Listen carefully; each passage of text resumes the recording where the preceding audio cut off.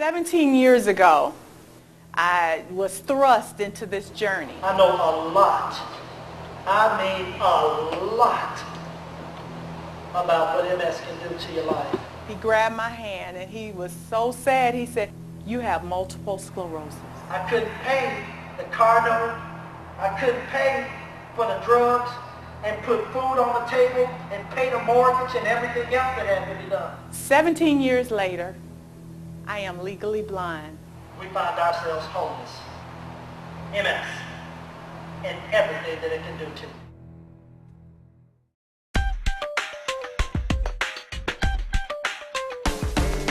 Cheryl and I, we often say, to whom much is given, much is required. We believe the work that we do with literally tens of thousands of couples and families across America is our calling. I'm on a mission, and my mission is to bring awareness to the forefront. Hello, Cincinnati! Leonard and I saw the need about 5 years ago to do programs for couples living with multiple sclerosis. And the thing that we were trying to create is an opportunity not just for Cheryl and I to share our story with other couples and other families living with multiple sclerosis, but moreover to bring couples together in various communities so that they can help each other. So that you'll understand what you can experience, and maybe knowing what we can experience, we can figure out ways to support each other and not have to go through the same stuff. We recognize the value of people understanding that they were not alone in the journey, and thus you have the art of living with multiple sclerosis. 1962 was my first episode, and I wasn't diagnosed until 1998. I was nursing the baby, and my left side just went numb. The one thing I want to tell you, though, is how other people look sometime at you when you have MS. And I drove home crying. I still didn't know what MS was. What really touched me was the fact that there are families, couples, individuals who are dealing with the exact same thing that I'm dealing with. Sometimes you can get to the point where you think you're the only one fighting the battle. Yep, everybody else is going through pretty much the same things, and everybody else has pretty much the same issues going on. So I don't feel so alone with it. I think it's the warm, friendly environment, the connection that, we experience listening to other people's problems actually helped me to focus in on what we're going through. Whatever your story is, your journey, is not necessarily going to be somebody else's story and somebody else's journey. So I can take those problems that other people are having and I can, turn it around and say, hey, our situation is not that bad. We can find ways to deal with this too. And really the art of living with MS is composed of 4 different points.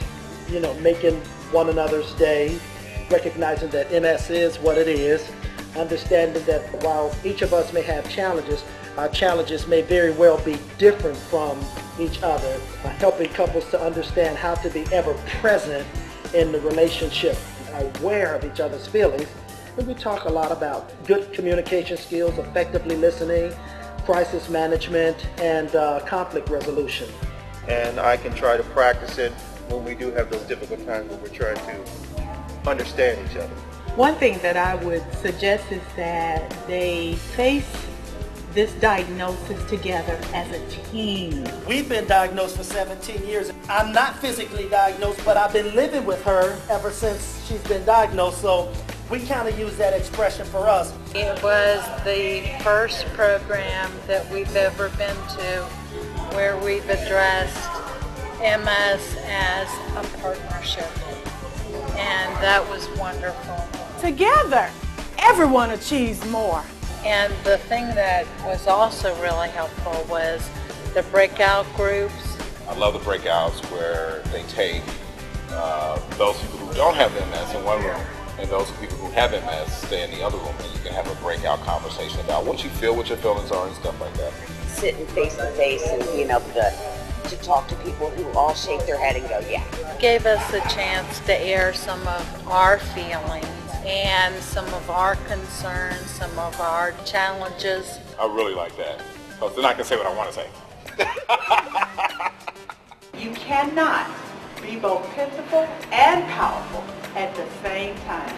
I love the choosing to be pitiful or powerful. We are powerful. We have the power to enrich, the power to empower, and the power to live the best life possible. I have always chosen to be powerful, but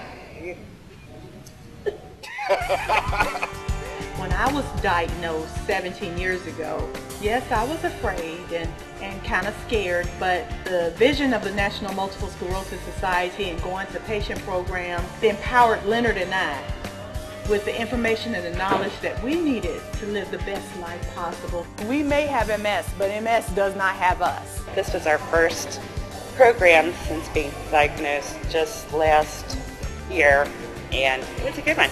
It helped me a lot. It helped me to feel connected, and it helped me to learn some information I didn't know. We recommend this to anybody. They were excellent. Oh yeah, this was wonderful. Pitiful or powerful? I choose powerful, so that's what I like. Okay.